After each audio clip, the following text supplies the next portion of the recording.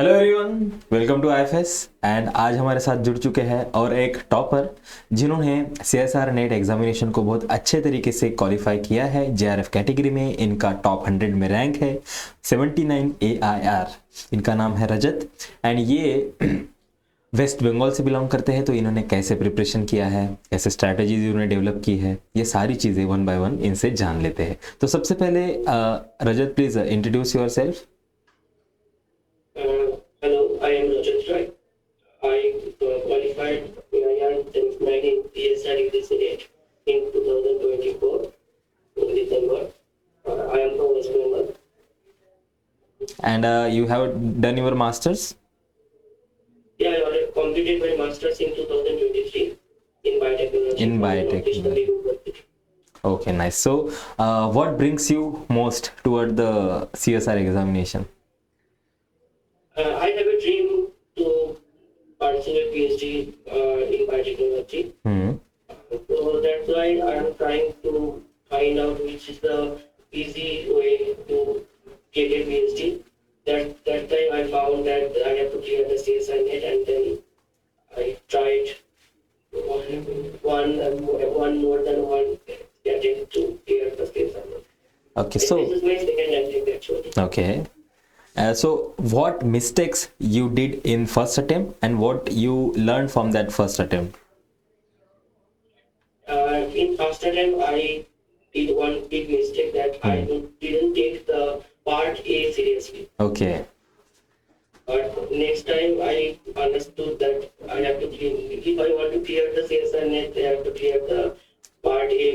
I have to study the part A and prepare the part A part very cautiously. So that's why. तो मतलब आपने seriously नहीं लिया था या फिर आपको हार्ड लगता था वो? सर हार्ड नहीं लगता था एक्चुअली। जो बाकी यूनिट था, जो लाइफ साइंस में जो यूनिट था वो प्रिपेयर करने में ज़्यादा टाइम मैंने दे दिया था। एग्जाम से पहले कुछ टाइम नहीं मिला था मुझे पार्ट ए के लिए प्रिपरेशन करने के लिए। तो इसलिए पार्ट ए में थोड़ा मतलब मार्क्स कम आया था मेरा फर्स्ट अटेम्प्ट में। लेकिन वो सेकेंड अटेम्प्ट जो मैंने लिया था उसमें जो यूनिट लाइफ साइंस का है सेम इक्विवेलेंट सेम मैंने एफर्ट दिया था पार्ट ए में। और दैट्स व्हाई।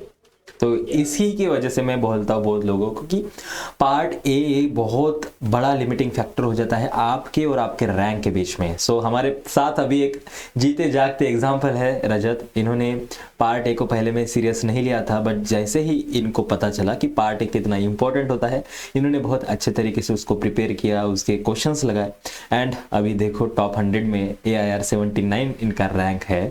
तो it's an big achievement, right? तो आपकी मिस्टेक्स को पहचानना ये बहुत इंपॉर्टेंट हो जाता है, राइट? तो ऐसी कौन सी प्रॉब्लम्स या फिर कौन से चैलेंजेस आए आपके प्रिपरेशन में?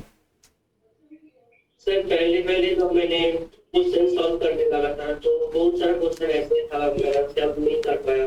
पहले डिप्रेशन में थोड़ा चल रहे थे, मैंने पढ़ रहा हूँ लेकिन क्वेश्चन नहीं बन रहा है। फिर धीरे धीरे करके जितना मैंने क्वेश्चन अटेम्प्ट स्टार्ट किया, मतलब ज्यादा प्रैक्टिस करना स्टार्ट किया, धीरे धीरे आने लगा क्वेश्चन। तो पहले जो नया जो प्रिपरेशन ले रहा है मैं इनको यही बोलना चाह रहा हूँ, क्योंकि जो पहले अटेम्प्ट में हो सकता है क्वेश्चन नहीं आ रहा है, लेकिन थोड़ा क्वेश्चन प्रैक्टिस करने के बाद धीरे धीरे आ ही जाता है। इतना भी मुश्किल नहीं है सब सॉल्व करना, लेकिन प्रैक्टिस तो करनी पड़ती है। एग्जैक्टली। जब आप प्रैक्टिस करते हो ना, आपको हर चीज़ें आसान लगती है, राइट? और अदरवाइज अगर आप विदाउट प्रिपरेशन गए और आपको एक सिंपल सा बेसिक सवाल भी इतना रॉकेट साइंस लगता है कि इसको कैसे मैं सॉल्व करूँ, राइट? एंड ऐसा कुछ यूनिट्स है जो आपको बहुत परेशान करते थे कि यार इसके क्वेश्चन ना आ जाए, इसके क्वेश्चन तो बहुत परेशान करते हैं, ऐसा कुछ था या फिर कुछ टॉपिक? जी सर, एक्चुअली प्लांट फिजियोलॉजी मुझे थोड़ा, क्योंकि मैंने मेरा जो बैकग्राउंड है मैं जूलॉजी से हूँ, राइट? तो उस पर मैंने बायो लिया था, उससे प्लांट फिजियोलॉजी इतना मुझे पढ़ने का मौका नहीं मिला मेरा रेगुलर। लेकिन जब प्लांट फिजियोलॉजी मैंने आगे से क्लास लिया था तो उसके बाद मुझे इंटरेस्ट लगने लगा, मैंने फिर से अच्छे से पढ़ा, क्योंकि प्लांट फिजियोलॉजी जो पार्ट है ना उसमें ज्यादा याद रखने की चीज ज्यादा होता है। राइट। ज्यादा सेकेंड मैंने बोला इसको जो पार्ट होता है सब बहुत कुछ याद करना पड़ता है, तो इसलिए ज्यादा उसके लिए ज्यादा टाइम मुझे देना पड़ता। तो यही मेरा जो पार्ट है थोड़ा दिक्कत है। और उसके कॉन्ट्रास्ट में कौन सा ऐसा पार्ट इजी जाता था आपको? मुझे मेथड जो था वो मेरा इंटरेस्टिंग भी लगता था, क्योंकि मुझे वो ज्यादा पसंद चलता था वो यूनिट, वो पेपर्स इन बायोलॉजी जो है, तो उसमें जो टेक्निक्स वगैरह होते हैं उसमें जो था पढ़ने में मजा भी आता था, क्योंकि वो रियल लाइफ में मैंने जब लैब में काम कर रहा था, तब लैब में जब काम करते थे तो उस टाइम में वो लगा था मतलब ये तो मैंने पढ़ा हूँ लेकिन यूज भी कर रहा हूँ, इतना वो ऐसे लगता था वो मेरा करीब है वो। अच्छा, मतलब मैंने कम किया लेकिन उसमें ज्यादा मकसद था मुझे। आपका प्यारा भी है, आपका इजी वाला टॉपिक भी वो है, बिकॉज आपने मास्टर्स में उसके ऊपर बहुत काम किया है, राइट? तो ऐसा कुछ आप शेयर कर सकते हो कि आपको लगा कि यार इस बार भी मेरा नहीं होगा, ऐसे कुछ आपके मोमेंट आए थे आपके प्रिपरेशन में? एक्चुअली सर जब मैंने दिसंबर में वो नेट टाइम थोड़ा पीछे हो गया तो मुझे लगा कि मैं इतना दिन से पढ़ रहा हूँ तो पक्का एग्जाम होगा थोड़ा, इसलिए मैं थोड़ा बोल सकता है कि मैं मेंटली थोड़ा डाउन हो गया था, लेकिन मैंने वो कोशिश करना नहीं छोड़ा, मैंने प्रैक्टिस करता रहा, तो इसलिए वो मोमेंट था थोड़ा सा उसमें मुझे ये लग रहा था शायद मेरा अभी नहीं होगा, फिर अंदर से थोड़ा मैं डरा हुआ था, लेकिन तो अभी जो आपने इस एग्जाम को इतने रैंक से क्वालिफाई किया, इतने अच्छे रैंक से, तो आगे आपने क्या सोचा है, क्या करना है आपको फ्यूचर में? सर एक्चुअली मुझे रक्षा इंस्टीट्यूट से पीएचडी करने का मौका मिलेगा तो ये मेरे लिए सबसे बड़ा ड्रीम है कि मतलब कोई मुझे ड्रीम है अच्छे इंस्टीट्यूट से पीएचडी करना, तो मैंने पीएचडी करने के बाद पोस्ट डॉक करने के भी सोच रहा हूँ, अगर पीएचडी अच्छी जगह पे मिलेगा तो मुझे एकेडमिक्स में ज्यादा रहना है, पीएचडी पोस्ट डॉक करना है, मुझे रिसर्चर ही बनना है लाइफ में। ओके, अब मतलब आपने डायरेक्ट टारगेट लॉक कर दिया है, एकेडमिक्स में कुछ इंटरेस्ट नहीं है, आपको रिसर्च ही करना है, राइट? ओके, सो मेरे मन में ना ये बहुत एक क्यूरियस सवाल आता है, मैंने बहुत सारे लोगों को पूछा भी है, बट उनसे वो ऐसा सेटिस्फैक्ट्री आंसर मुझे नहीं मिला, शायद आपसे मिल जाए। मैं पूछता हूँ कि आप बंगाल से बिलोंग करते हो और मोस्ट ऑफ द स्टूडेंट्स मैंने देखे हैं बंगाल से जिनका मैंने इंटरव्यू लिया है, वो इस एग्ज़ाम को प्रिपरेशन करते हैं, इस एग्ज़ाम के पीछे भागते हैं रादर देन कोई government job, UPSC, state PSC exams को टारगेट करे बजाय। तो ये क्या ऐसा कैसे माहौल है बंगाल में कि बहुत सारे लोग रिसर्च के पीछे भागते हैं? इसके पीछे एक ही रीजन है, जो बंगाल का जो लोग है ना वो लोग को बचपन से सिखाया जाता है तुमको एकेडमिक्स में रहना है, तुमको ज्यादा पढ़ाई करना है, मतलब जो गवर्नमेंट जॉब है इसके ज्यादा कंपटीशन ज्यादा है, लेकिन तुम अगर एकेडमिक्स में रहोगे तो तुम ज्यादा दूर जा सकते हो। तो बचपन से हम लोग का स्कूल कॉलेज ऐसे ही हम लोग को मेंटालिटी ऐसे ही बिल्डअप हुआ है, जो हम लोग को रिसर्च बनना है, स्कूल कॉलेज में पढ़ाना है ऐसे टाइप का, तो इसलिए। अच्छा, ऐसा ये मतलब आपको बचपन से वो माहौल है कि उस रिसर्च में जाओ या फिर हायर स्टडीज को ज्यादा परस्यू करो, राइट? हायर स्टडीज में जाना चाहिए। मेरा मम्मी भी एक कॉलेज का प्रोफेसर है। Wow, great. तो मैंने बचपन से यही देखा है, उन्होंने कैसे प्रिपेयर किया, उन्होंने भी सीएसआई नेट क्लियर किया थे, तो मैंने वो देखा है जो मेरा मम्मी ने मतलब कितना अच्छे से प्रिपेयर किया, उसके बाद क्वालिफाई किया, तो मुझे भी बचपन से ऐसे ही शौक है कि मेरा मम्मी जैसा बनना है। तो राइट, मम्मी के ही जीन ट्रांसफर हो गए हैं आप में, राइट? हिस्ट्री रिपीट्स, जैसे मम्मी ने किया था वैसे आपने किया, तो mummy is very proud of you right now, I may be, right, I assume. And अगर मैं बात कहूँ थोड़ा एग्जाम के बारे में, तो ए, बी एंड सी, इनमें से सबसे ज्यादा वेटेज आपके स्कोर कार्ड में कौन से सेक्शन का था? सर एक्चुअली ऐसे तो स्कोर कार्ड में अभी नहीं आया। If you check the raw score, आपको पता चल जाता है कि तो मेरा जो लगा सर, जो पार्ट सी में सबसे अच्छा मुझे मार्क्स मिला। ओके, एंड आपने सबसे पहले उसी को अप्रोच किया था सॉल्व करने के लिए?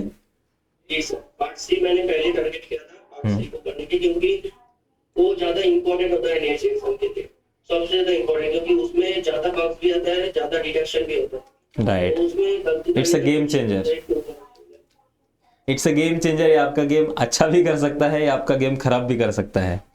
एंड उसके बाद आपने सी के बाद ए को टारगेट किया, फिर ए बी सी ऐसे गए आप? नहीं, सी के बाद सर बी किया, मैंने लास्ट में एक और यूनिट में लास्ट जो ई पार्ट को मैंने लास्ट में रखा था, वो मैंने से टाइम डिवाइड कर लिया था, ऐसे भी था मुझे ऐसे नहीं, मुझे पूरा करना है, पूरा सॉल्व करना है, मैंने थोड़ा किया, मतलब जो मुझे 25 का क्वेश्चन के अंदर मुझे 20 सही करना है, मुझे ऐसे करके मैंने स्ट्रेटेजी डेवलप किया करने के टाइम, ये मुझे यही करना है, मुझे यही सही करना है, पीछे भागूंगा तो टाइम में थोड़ा दिक्कत आएगा बाद में, क्योंकि टाइम मैनेजमेंट भी बहुत इंपॉर्टेंट होता है एग्जाम के लिए। Right, very nice. तो इसलिए ऐसे करके मैंने डिवाइड, तो मॉक टेस्ट दिया था ऐसे दिया था। तो कुछ टिप्स आपके मम्मी की तरफ से भी आए होंगे, कैन यू शेयर दैट कि क्या बोला आपके मदर ने कि कैसे प्रिपेयर करना है?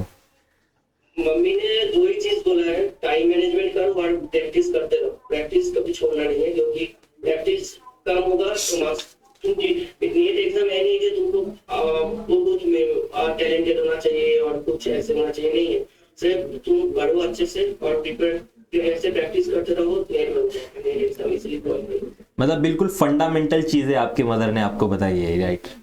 Very very nice and IFS is very proud of you right now. बहुत अच्छी रैंक आपने हासिल की है, बहुत बहुत खुशी हुई है हमें। एंड मैं ये पूछना चाहता हूँ कि जब आप वो 3 घंटे बाद जो सेंटर से निकले, तो आर यू एक्सपेक्टिंग कि इतना अच्छा रैंक मेरा आ जाएगा? ऐसे सोचा नहीं था, मुझे लगा था क्योंकि मैंने पास्ट अटेम्प्ट में मेरा PhD वाले क्लियर हुआ था, ओके। तो मैंने उम्मीद रखा था एलिस, शायद इस बार एलिस हो जाएगा, लेकिन भगवान का कृपा है, हो गया। भगवान के साथ साथ आपकी भी मेहनत है इसके पीछे बहुत, जो बाकी लोगों को नहीं पता, आप ही को पता है। अभी तो वो स्ट्रगल पूरा स्वीट मेमोरीज में चेंज हो चुका है। सो आई होप कि बहुत अच्छा करोगे आप आगे जाके। एंड जो भी आपके आजू बाजू वाले लोग हैं, जूनियर्स हैं, इनको बहुत अच्छा गाइडेंस दोगे, है ना, एक इंस्पिरेशन की तरह आप उनकी मदद करोगे। तो ये मैं आशा करता हूँ जो भी रिसर्च करोगे वो हमारे पीपल के लिए, हमारे आजू बाजू वाले लोगों के लिए काम आए, ये मैं दुआ करता हूँ। And all the best. And अभी के लिए तो बहुत बहुत बहुत कॉन्ग्रेचुलेशन, बहुत खुशी हुई हमें जान के इतना अच्छा रैंक आपने हासिल किया है। And thank you for your precious time and all the best. Okay, thank you so much sir.